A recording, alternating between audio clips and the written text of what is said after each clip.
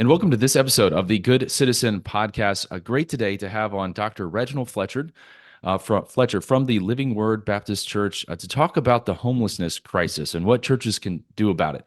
Dr. Fletcher, welcome to the podcast. How are you today? Oh, great. Thank you for having me, Josh. We're really excited about being with you today. So I've had the opportunity to meet Dr. Fletcher several times. He has a church right there in urban Indianapolis.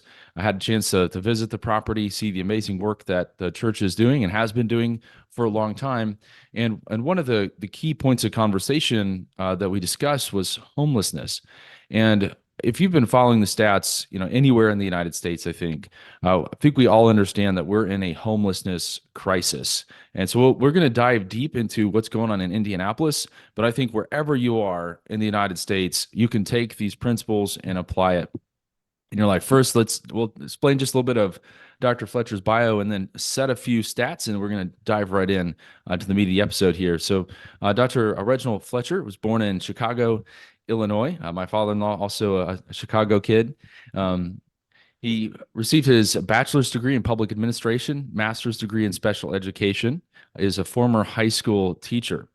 He also completed his doctorate of Christian education from Midwestern Baptist Theological Seminary in Kansas City, Missouri.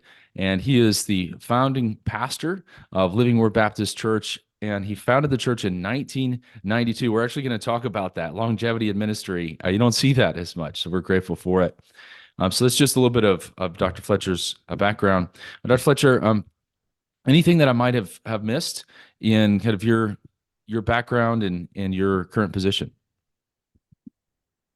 No, not really. I think one of the things that I like to just share with people that I'm a child of the King, and my focus in terms of life in general is to just as Christ is to raise the dignity of life for all people, um, and just be able to reach them and build relationships. Because I believe one of the goals for our church this year is moving from religion to relationship. And I believe a lot of times what we have confused in our practice of Christianity is that we have gotten carried away with traditions as well as religion or religional practices and not majored on relationships. Christ did not send a committee to see about us. He came to see about us himself. That's good. And we obviously in our ministry, we move at the speed of relationships. That's so true. We can just kind of talk about things at a 30,000 foot view. And part of the point of this podcast is, well, who's doing the hard work? Who's actually building that relationship and making a difference in their zip code. And I'm so grateful for your example in that. Dr. Fletcher, would you share any just recent examples, any success stories, or maybe a way that God is just moving in your ministry and maybe has done so in the last few months? Well, you don't have all day because I mean, God is doing some amazing things with us. In January, we opened up a 15-unit apartment building that is designed to specifically house homeless individuals and low-income persons. And we've actually this past Saturday opened up a mental health hub where we're actually having therapists to come in to be able to service people in the community as well as people in our churches, able to have a space for group therapy as well as individual therapy for people that cannot afford it or who people don't have insurance. And then also even speaking to that piece where we're looking at with homelessness, one of the challenges in homelessness is mental health and mental well-being. Yeah. And so all of those things work together in order to be able to service the whole man. And I think that's one of the challenges that we are attempting to face and approach with both the homes as well as our apartment complex and the mental health hub that's right there on the campus of our church. And so look forward to digging into those various efforts. So I was looking at just a few stats on homelessness. I think many Americans are aware. Certainly, This issue is hitting every state. It actually was in front of the U.S. Supreme Court this week, having to do with an Oregon town that was trying to ban basically sleeping in public. And there's just it's a crisis. And I think as Christians, we can see government has a role to maintain order, make sure we're safe. But then as believers, our hearts should be compassionate. We should go out to these individuals that don't have a home, and this has become a crisis, and not it's been a crisis for a long time, but I'm talking about exponentially. It has increased over the last few years. Some of the stats I was looking at, something like a 42% increase in homelessness since 2020, a 10% increase here in Indianapolis since 2022, with about perhaps 15,000. And sometimes these stats are in flux, but just to give you just a general idea of what's going on. Um, you may be aware of just the amount that is now needed to buy a median priced home. That is now something like a combined income of $110,000 needed to buy a median priced home. That's not a McMansion or anything. That's just a median priced home. Another stat, and I know this is something you've been working on, is that 1 in 5 individuals that are homeless are veterans. So I think we can sense this. We can see the housing crisis, and especially in our large cities, this is becoming something that everyone sees, everyone's thinking about if they're paying attention, and so this is something I've been interested in. And when we started the podcast, I'm curious, like, all right, well, how do you impact this? What are the nuts and bolts of that? And that's what I was looking forward to talking with you about today. Now, Pastor Fletcher, you've been at the same church since 1992. And when in a day when a lot of pastors are in and out 5, 7 years, before we dig into some of the other stuff, I was just interested, any keys to longevity in ministry? How do you minister well in the same place for so long? Well, one of the challenges that we face is actually getting people to not just see the vision, but buy into the vision. And actually, our church began in 1990, and it was reformed and reconstituted, or excuse me, constituted in 1992. Okay. But we've been around since 1990, and what it goes back to what I said earlier. We don't build the church on religious practices, but we build it on relationships. My church it's not a mega church. It hasn't grown exponentially over the years, but the number of people that have come and gone, and the people that have stayed with me, have seen God work in their lives. And so if I were to just point to one thing in particular, is that we've developed an atmosphere and a relationship with one another that causes us to grow together. But I could certainly see that if you have that emphasis, that can help, stay in the same place and continue to minister there with people. Now, having been there to see the church and kind of the neighborhood around it, you're there, boots on the ground. You see this every day. I mentioned some of the stats, but in your experience, what are some of the factors that lead to homelessness in urban areas, and especially Indianapolis, where you serve? Okay. A lot of things, there are a lot of factors that actually contribute to homelessness. But I think one of the challenges of being a special ed teacher for over 25 years, I've seen the devastation of just the lack of wraparound services for people, and the stability that's necessary. People fall on various tragedies or traumas in their lives, and they cause that. And then there's some that are either caused to because of decisions that they made, or because of decisions that were made around them or about them, that have shaken their stability. And I think the challenge for us is that oftentimes when we are preaching the gospel, we have given people a pipe dream of, if you just trust God, all your problems will go away. But at the same time, we ought to be teaching people that when you trust God, it takes a strong individual to stay with him, and he'll keep you through the storms of life.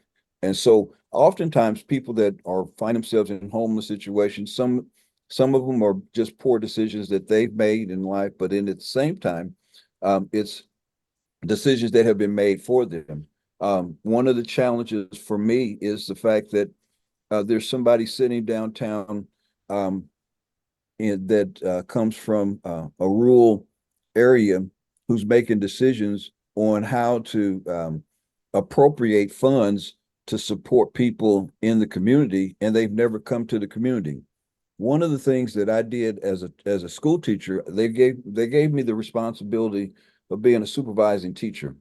And what I would do is when I had a new teacher that come in, I would always take that individual to the neighborhood from where their kids came from. And I share with them, in order for you to understand how to reach and teach this child, you need to know something about the background of where they come from and what they're dealing with when they leave school.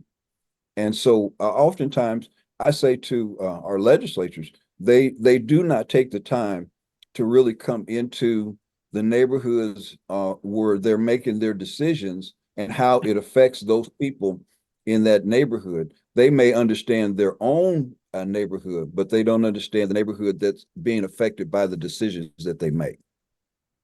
That's an important encouragement, certainly for those in public office, but also for churches that want to try to make a difference and just meeting people where they are.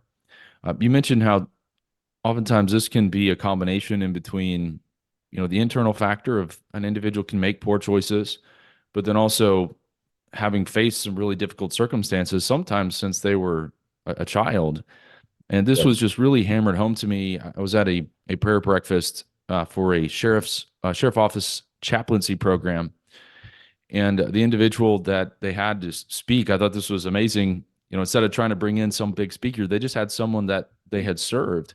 And she shared a story of, from being just a little girl being abused and then getting in a relationship where she didn't know it when she first married this individual that, had an addiction and would abuse her and, basically forced her at some point to kind of get into addiction, to steal, to source this. And so she ends up with 16 felonies. And she says, no, I made decisions, but I was just thinking about, I'm, but by the grace of God, I could have been there. I could have been in that circumstance.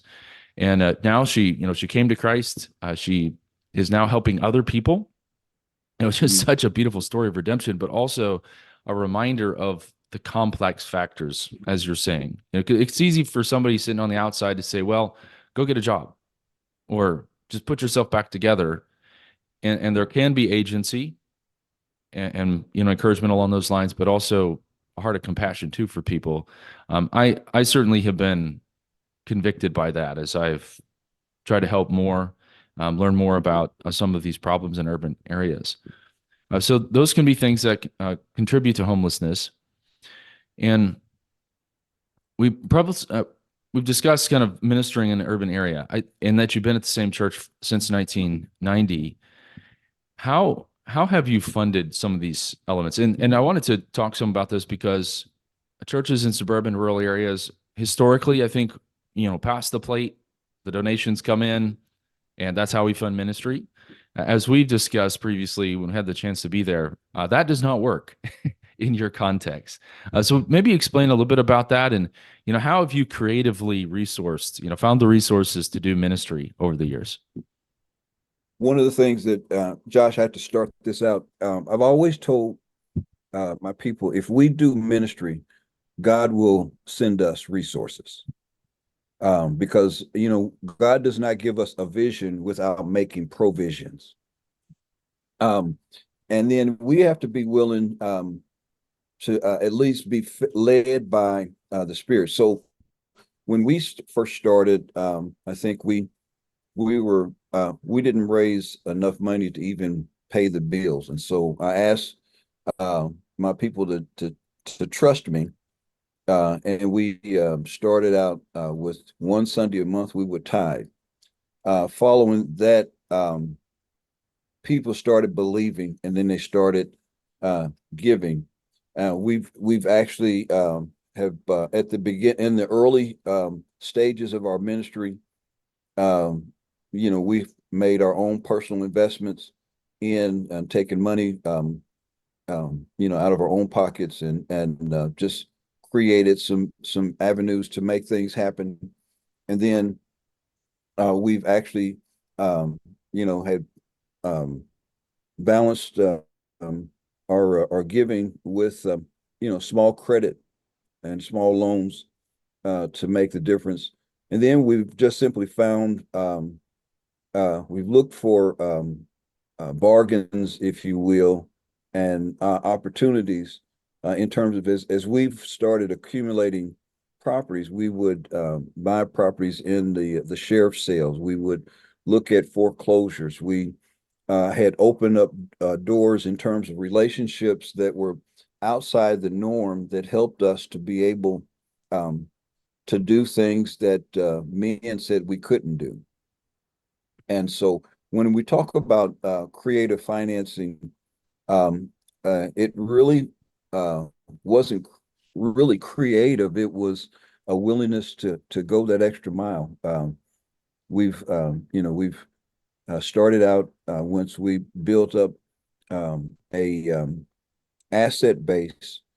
We started that asset base by making our own personal investment in ministry. It wasn't about a fancy house or a fancy place, but it was about accumulating an asset base in which we could work from.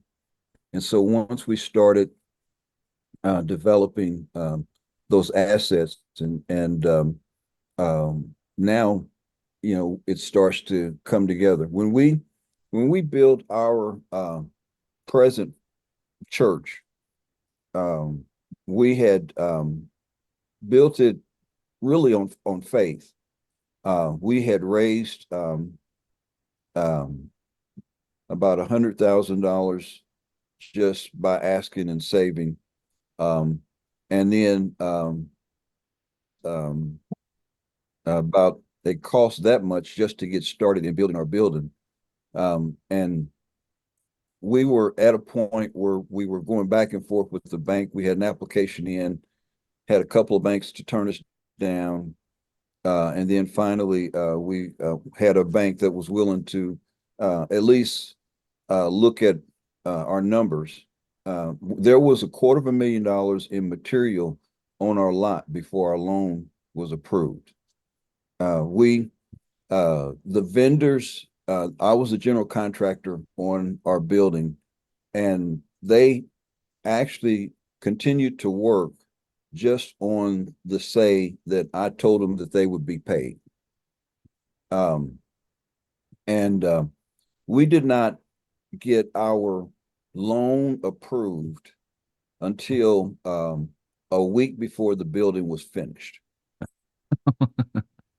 That And so basically, to explain it, it was a supernatural work of God. It was our trust in Him that made the difference.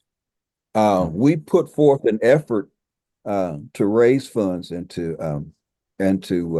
the number, we started with, when I started building, we had 30 people, and the building cost over $300,000. And we did not get our loan approved until a week before we finished the building.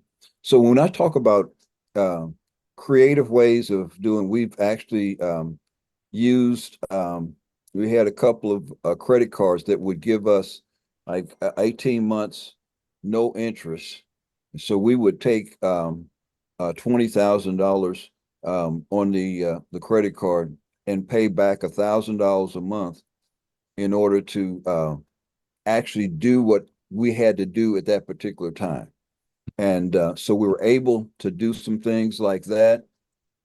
We were able to raise funds through some different events that we would have, and just simply people And then there were people that just came alongside of us and seeing the work that we were doing, and they wanted to be a part and contribute and help us.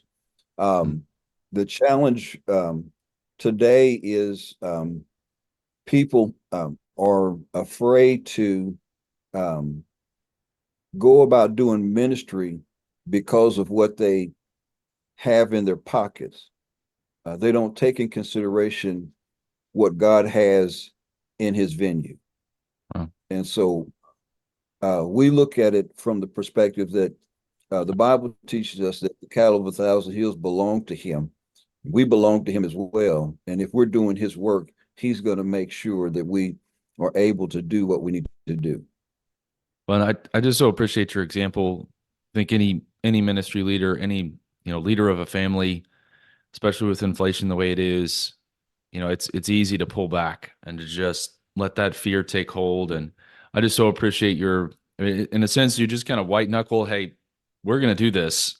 And but most importantly, as I've gotten to know you, that it wasn't just I believe in myself, I can do this. It was no, we're serving the Lord. This is the vision that He's given me, and we're just gonna make it work. We're just gonna make it happen. And I just so appreciate that ministry philosophy. So diving The into, other thing, go ahead. Yeah, well, before we go, I think one of the things, and I can't gloss over this, one of the things that we need to be mindful of is that stewardship keeps us balanced and it keeps us focused on really what we can afford and what we cannot afford. We're not just simply saying, okay, there's a pie in the sky. We need $1 million to collect or to buy these 5 acres of property. But at the same time, we want to look at it practically. If we raise the funds, what are we going to use that 5 acres for? And how does it benefit us in terms of growing? So stewardship is a major part of that focus and that approach to funding and as well as raising money. hey, you sit down, count the cost. That's a great reminder. God will provide. But we're not going out there and without plans. Right. So on the issue of homelessness, if you would you walk us through from, all right, there's a need, and specifically for veterans that are homeless, there's a need for housing in the community. And as you mentioned, your church is not just, overflowing. There's great ministry going on there, but you don't have $1 million, sitting there to launch into this. So what were the steps to begin building this? And I believe you had a economic development corporation set up. So would you just kind of walk us through how did you make that work? Well, if I can just give us let's just a brief background. Sure. Our church began in public housing. Okay. We were in the Beechwood Gardens apartments, and we met in the community center when we started. And one of the challenges there was that we, seeing every day people who were living actually in poverty, and they were given Section 8 vouchers and things of that sort. So when we started in the projects, and then we were kicked out of the projects. Oh, They came in and told us one Sunday, in 2 weeks you have to vacate the premises, and we had nowhere to go. hmm. So in essence, our church was homeless. And Wow. driving back home, there was a school, uh, and I stopped in this church at bought a school, and we asked them if we could rent some space from them. So and that gave us a place to go. But we were at that point homeless ourselves. And so it has always been a dream and just a desire of mine to truly be a community church. We have a lot of churches that calls themselves community, but they don't invest in the community. They are community churches to draw the community in, but they don't go into the community to give and serve the people. And so when we started looking at it, and I started with my handful of people, I said, the Lord has given me a vision that we would start our own um, community development corporation, and we would build a housing unit. Initially, it was for the elderly, Yeah. um, and um, and so give our elders some place to live, a safe and decent place to live. And then as we progressed through time, uh, the homeless situation and the fact that we were homeless really bared on me, and we were able to start. We started out um, purchasing homes one at a time. The first house we actually bought was really not a house that we could actually use. It was a burnout, and we um, paid $6,000 to the owner to actually buy the house. And from that place, we started actually getting into the community and doing some different things. A few years later, we through our association, we had started doing some things, and we had when the uh, SBC convention came here in 2004, we had a project called Houses, Hearts, and Hope, and we went into the community and found four elderly citizens who needed some work done on their homes, and we actually did some home repair, did some home cleaning, build.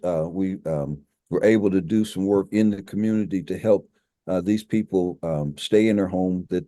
We purchased paint and what have you and materials to be able to do the work for them so they could stay in their houses. So that kind of led us to where we are today in terms of just simply um, being a asset to our community and not a liability, or not um, um, a an ornament in the community. Because I think a lot of churches are ornaments. They're not Wow. um, anything. So, if I remember correctly, you own something like 24 parcels. And if anyone that studied the space probably knows that one of the challenges is that you have these large kind of housing corporations that will come into a space and they will just buy up all of the homes and then they'll rent them back. But the rent is so high that people can't afford them. And if I remember Mhm. right, one of the things that your church was doing was, you're securing some of these properties and then you rent them back to people, but at a rate that they can afford. Could you explain that a little bit? Was that the strategy? That was not the strategy at first, but that became the strategy Okay. because when we moved into our neighborhood, that's something we're around about 65% of home ownership. Now it's down to about 39. Wow. And these companies would come in from out of the state, and they would buy up properties. And so what we began to do was actually secure properties in our neighborhood so that we can offer people a decent home at a below market rate. So all of our homes are rented at below market rates. I think the market rate for a two-bedroom home in our neighborhood is right around $1,100 a month. And so our rents are about 600. So we're well below the market rate for rent. And so that was the premise for us, was that, okay, we can't have somebody come in who doesn't care about the neighborhood to buy up all the properties and then rape the people who live in the properties. And so that was one of the initiatives that we had took. And as a matter of fact, it was my church secretary that suggested to me that we reduce the rent so that we can assure people that they would have a place to stay, and we wouldn't have to be evicting anyone because they couldn't pay the rent if we made the rent affordable. And then it didn't hurt us it didn't hurt them. It helped both of us. It was a win-win for both. So it's not about making a big profit, but it's about keeping stability in our neighborhood and also dignity in the people in our neighborhood. So for pastors that are thinking, hold on, all right, so church, then all these parcels, and you're basically becoming a landlord for these. If I remember correctly, you actually do have kind of a separate holding company set up, and I'm just like brass tacks here, like nuts and bolts. It's so there's a separate holding company that actually owns those properties. Is that how that was set up? No, the holding company, it actually, um, we put the properties off to the side in the holding company so that um, it's it's still property that's owned by Living Word. Okay. Um, but we have a separate company that with our CDC that actually, when we're looking at funds and funding, go back to the funding piece. Churches don't get federal dollars um, because of just church and state, but dollars can flow into the church through the CDC, and we can do work in the community through that. And just, it's just a matter of keeping your records separate and straight.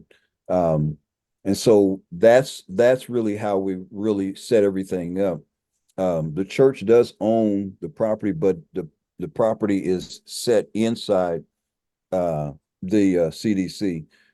They don't. We didn't have the whole holding company. We started that process, but we didn't finish it, so we Okay. put it in the CDC. Yes, that makes sense. So you essentially have the church, and then you have the Community Development Corporation, the CDC that we've talked about. And if pastors are, interested in digging a little bit more into the weeds there, you can certainly look up, CDC and kind of explore how that works. I know there's a number of churches in urban areas that have, the church corporation, but then they set up the CDC to help them with housing, and that's the one that's kind of interacting with government. And I think also that would be important just to maintain your statement of faith, et cetera. But I appreciate you going into that detail. I think, if pastors want to get involved, that's an important part of it. So you were doing this with housing, and I hopefully listeners can see kind of the comprehensive approach that you're taking. So it's not just getting the person, off of the street one night. Like that's the crisis that you need to address. But if that's the only thing you're doing, that's pretty short-sighted. And so you had the houses, and then so what spurred launching into developing Providence Place and having kind of the 15 unit housing complex there? Well, that was always a dream of my own, and then just what the Lord had given us coming out of the projects. And we had started with buying individual homes, and then we had an opportunity. We partnered with Inglewood Christian Church.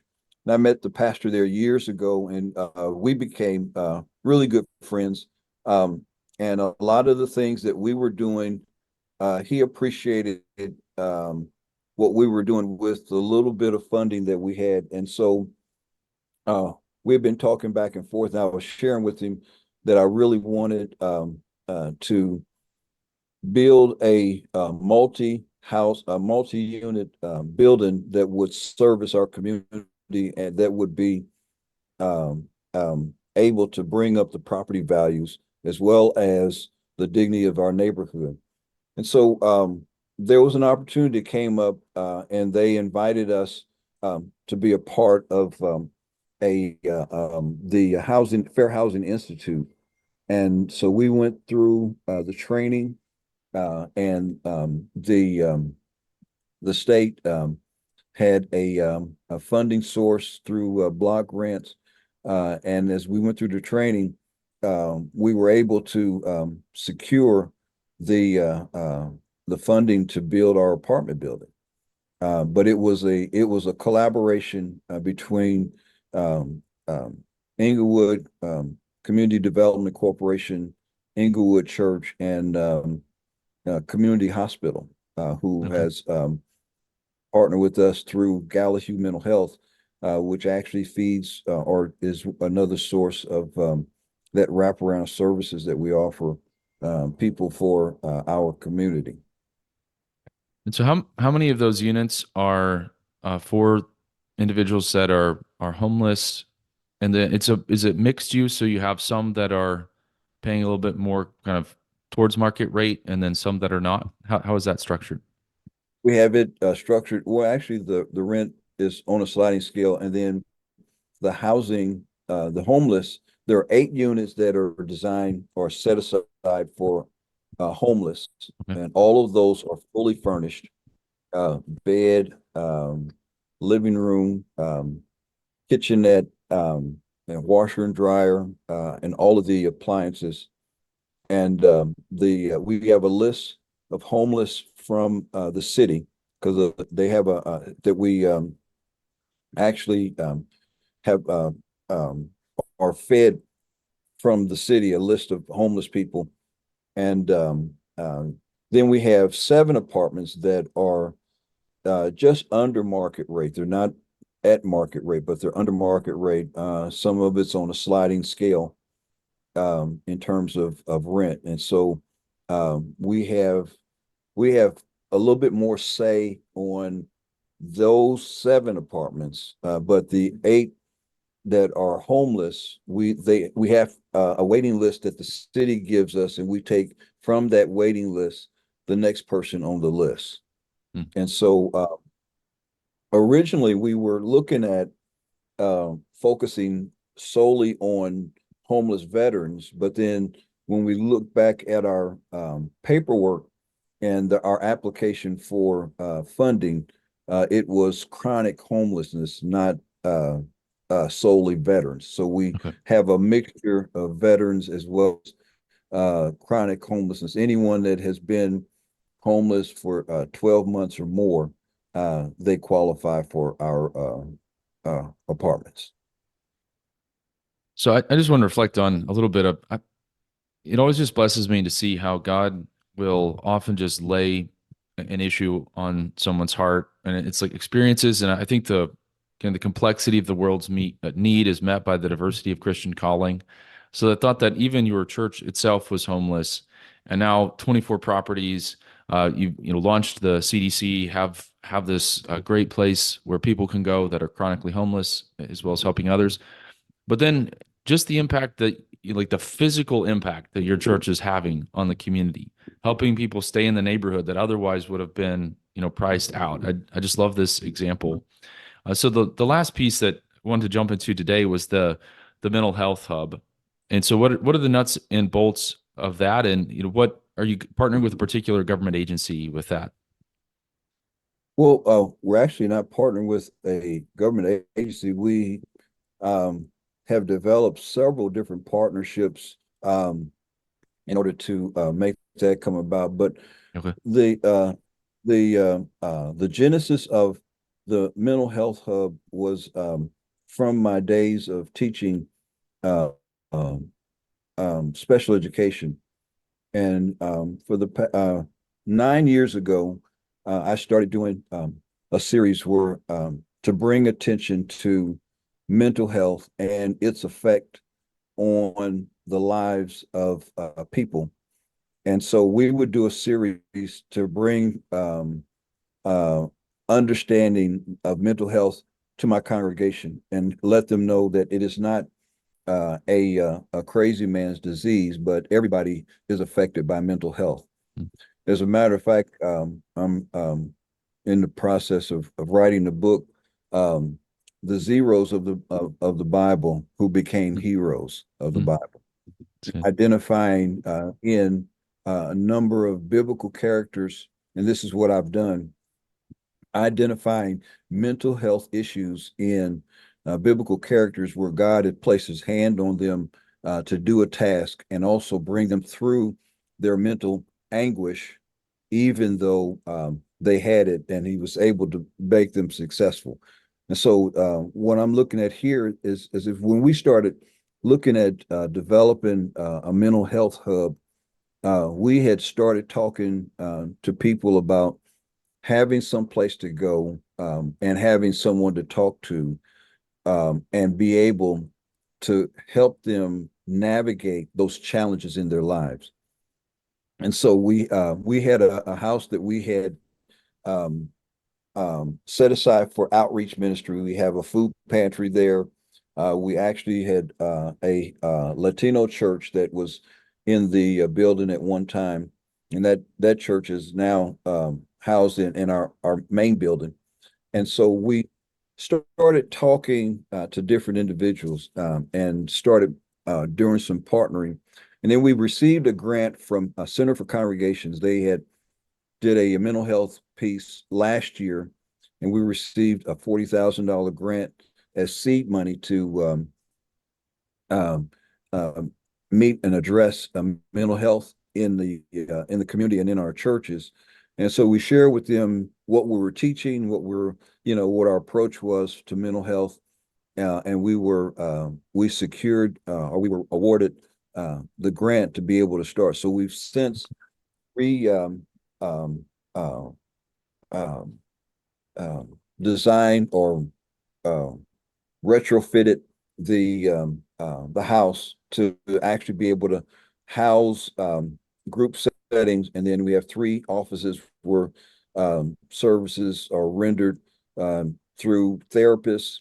We also have partnered with Sequoia Workforce Development, where we'll actually have space in there to help people who are looking for job training or looking to find employment, and then also Sequoia to address the needs of our senior citizens and our disabled citizens in order to find resources to help them stay in their houses. So what we're trying to do is, or what we're attempting to do is actually be a complete service unit in our community that is partnering with not just other churches, but also secular uh, um, entities and businesses to be able to offer services and also offer resources that will help them to raise their dignity of life, and also be able to see that there is help available if we seek it, and then what we need to do to get to it. Just truly remarkable. And Pastor Fletcher, just wanted to say thank you for your example. I imagine trying to manage all of this is quite the task. But as we met with Governor Holcomb and asked what are problems in the community, foster care, the drug crisis, mental health, meeting with Chief Taylor at the time of IMPD, and mentioning homelessness and violence as key issues that your church has set out, not even just to pick one part of that, but to provide a holistic hub right there for the church. The church being the church, the community. They said not being an ornament, but an asset up there. And even taking your personal experiences with being that special ed teacher and the experience of the church. I love this example. If you're listening, I think this can be an inspiration to all of us as we are impacting our neighborhoods. So with all of those things that you're doing, and I know that you certainly are emphasizing this, but some pastors may ask the question, well, you have all of these kind of community impact efforts, but what kind of gospel, impact is this having? How has this impacted the disciple making aspect of your church? When we've talked, I know that you were looking at, hey, you got to I think you say you have to make the connection before you can make the correction. And so you are looking for those gospel opportunities. Would you explain a little bit how you think through that, and how you're hoping these efforts in touching people's lives will lead them into a relationship with Jesus? Well, I guess one of the things that we're looking at is we're not measuring the number of people in the pews that makes a difference. We're measuring the effect that the message has on the people in the community. That's good. And so discipleship is not limited to the people that you have around you. Discipleship is probably more powerful when it is an example set by people that you're not physically connected to, but they see something in you that they want to emulate. And that's where when we look at, you think about in scripture, the woman with the issue of blood, she had no personal relationship with Christ, but she heard what Jesus had done, and she heard that Jesus was in the neighborhood. And she said to herself, if I could just touch the hem of his garment. She didn't even want to meet him. She just wanted to touch him. And I think one of the things in terms of discipleship, uh, you touch people in several different ways. And as we build ministry, we build ministry on 7 touches. And 7 touches is a number of completion, but it also gives people a remembrance of who you are. And so when people come by the church, whether they come and sit in the service or whether they just come by the church on the street, and we have an engagement with them, we follow up with a letter, or we follow up with a note, or we give them something to remember us thereby. So that helps us to understand. And what we're working on now is actually a small pamphlet that we can give to not only the people in our community, but also to when we're writing grants for funding, we just simply, everything is there in that one trifold pamphlet where it talks about the 3 pillars of our ministry is homelessness, and housing, where we actually talk about the housing plight in our city, and then also what do we do to address it.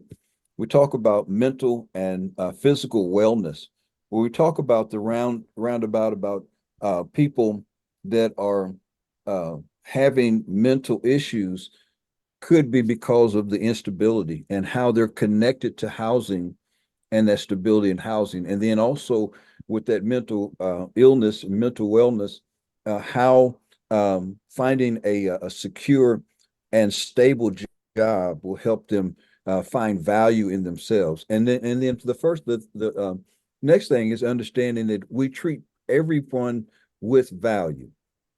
What value they bring to us may not be that's something that we can use, but it gives us an opportunity to make an investment in them. And the challenge for us is to understand that all of God's people deserve an investment, because we cannot receive a kingdom return without making a kingdom investment. And then the last thing we look at in terms of just simply, and then we're going to be raising this up to the next level, is engaging our community. There are several businesses that are around our church. And so what I'm doing over the summer is actually approaching these businesses and talking to them, letting them know what we're doing in the community, and inviting them to come to our church for a lunch and just simply talk about our community. What can we do together to raise the dignity and bring about change in our community together? How can we be an asset to these businesses, and how these businesses can be an asset to us, that we might be able to actually secure a dignity not only of the people in the community, but also a benefit or profit in the businesses. One of the challenges that we have is our church is in one of the crime rate areas in the city. And so what we want to challenge us to do is actually have businesses that are in the neighborhood talking to the residents of the neighborhood, and then now also partnering with us to be able to do some things. One of the projects that we want to look at doing in our neighborhood is that we want to purchase light bulbs. I'm trying to get me some funding to buy light bulbs for every house in our community. And we're going to each house and introducing the community, introducing our neighborhood association, and asking them to light the way. And one of the things that we found in studies have proven that if there's a well-lit area, it deters crime. And so if we connect each of our neighbors with a light bulb, and then all of us turn those light bulbs on together, and we're able to look out for one another, we not only deter crime, but we also develop relationships. So Well, the power of what we're trying to do is not so much as trying to do the gospel by proclaiming the truth, but living the truth. And that this is the name of our church, the living word, where the word of God comes alive. And the only way the word of God comes alive is it comes alive in you. well, there's there's so much that you are doing. I think we can learn from in just practically thinking about the problems around the neighborhood. One way we thought about it is how do our churches serve their way back to the center of our neighborhoods, and connection with the business, impacting homelessness, impacting violence, mental health, and well-being. I think that could be an example to all of us. So I've kind of gone through, and I know we could go deeper into kind of all of these areas, but grateful to have a sketch of just how your church has very strategically engaged the needs right there in the zip code around the church. But anything maybe that I missed that you think would be helpful for listeners to know about? Um, One of the things that I share with people, God doesn't call wimps to do his work. Okay. You have to be a warrior, because there's going to be a great deal of distraction and deterrence in terms of doing ministry. You can't give up. Just when you're about to give up is when God is getting ready to break through. And so, if I were to say anything or to share uh, with anything or anyone, it would be um, know that your vision is from God. Know that your purpose is from God, and hold fast to your faith in Him. And I'll say this, and I'll say it like this: a lot of young preachers that I've talked to, ask me the same questions you're asking me. How did you do what you did? And I share with them, if your vision is within arm's reach, it's not from God. If your vision is so far away from you that you cannot see how it's going to be accomplished, it's from God. Trust Him, and He'll bring you through it. And I'm into that. Well, Dr. Fletcher, we'll certainly be praying for you with all of these efforts. I also know that you are a key leader in the Southern Baptist Convention, especially related to how the convention and churches in urban areas can continue to grow and thrive. You've got a big convention coming up here shortly, so we'll be praying for you along those lines as well. If you had a billboard on which to put a message to the church, what would you put on it? Wow. I would put on it as a message to our churches. We can no longer do church um, inside the building. We need to do church outside the building. It's a wilderness experience that makes a glorious end.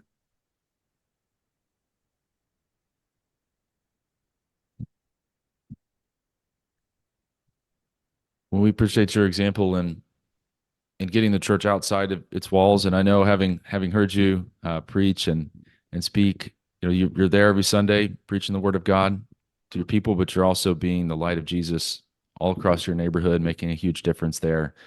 So we appreciate your example, and we'll put a link in the show notes to the church website, um, and so people can look at a few things that you're working on there. And we look forward to staying in contact with you. And thank you again so much for joining us today for the podcast. I appreciate your time. Thank you, Joshua. I really appreciate you.